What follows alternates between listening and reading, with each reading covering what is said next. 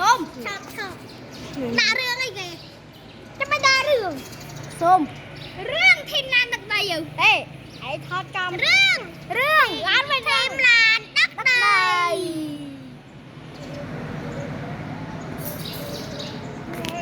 ตา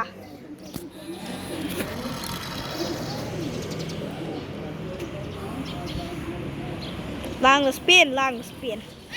อีดูอะไรว้าว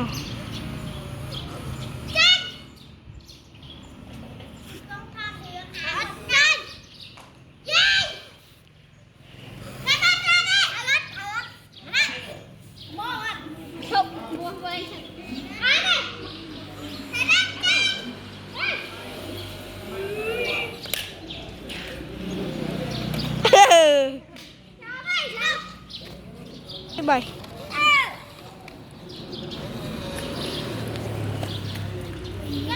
ตึกไรโน่